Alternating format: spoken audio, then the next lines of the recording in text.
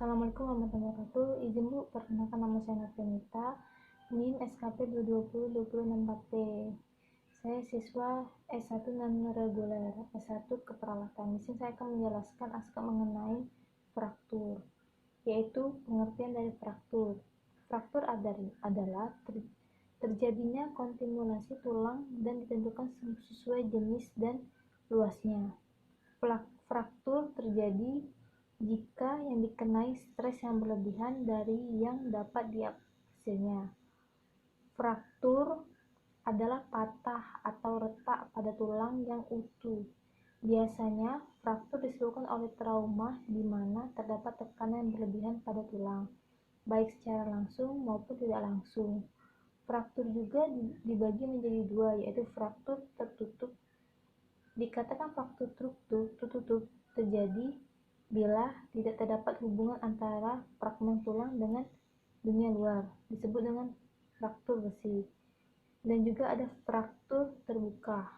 Dikatakan terbuka bila tulang yang patah menembus otot atau tulang kulit yang memungkinkan potensial untuk terjadi infeksi. Selanjutnya, etiologi dari fraktur. Yang pertama, cedera atau benturan, jatuh pada kecelakaan kerja biasanya.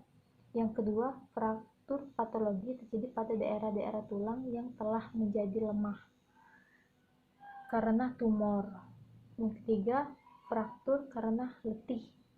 Dan yang terakhir fraktur beban atau fraktur kelelahan terjadi pada orang-orang yang baru saja menambah tingkat aktivitas mereka, seperti baru diterima dalam angkatan bersenjata atau orang yang baru mulai latihan.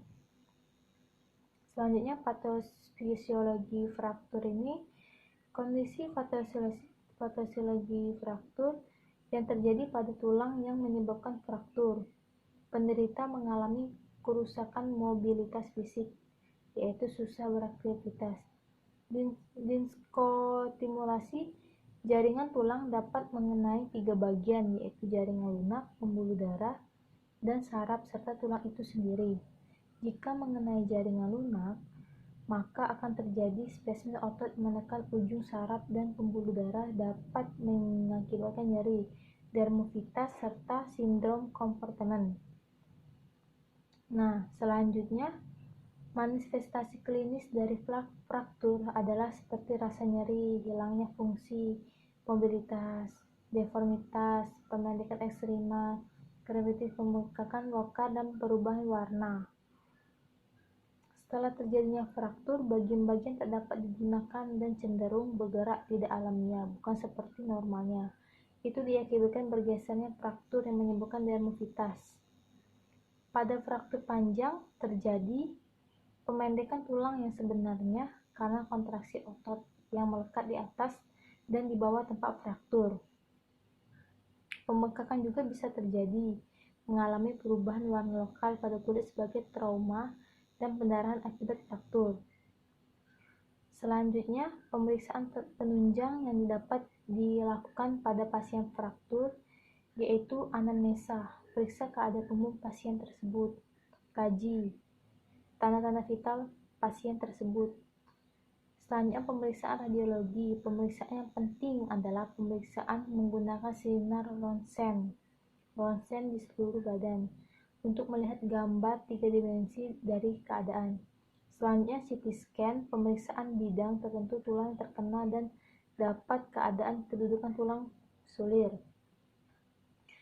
Selanjutnya, X-ray bisa juga. Pemeriksaan lainnya yaitu seperti biopsi tulang dan otot, elektromiografi, artroskopi. Nah, selanjutnya penata laksana yang dapat dilakuin yaitu menurut konsep dasar yang harus dipertimbangkan pada waktu penanganan fraktur yaitu rekognisi, yaitu riwayat kecelakaan derajat yang pernah dialami harus jelas untuk menentukan diagnosa perawatan tersebut, yaitu reduksi atau manipulasi. Itu adalah usaha atau tindakan untuk memanipulasi fragmen tulang yang patah sedapat mungkin kembali lagi seperti letak semula.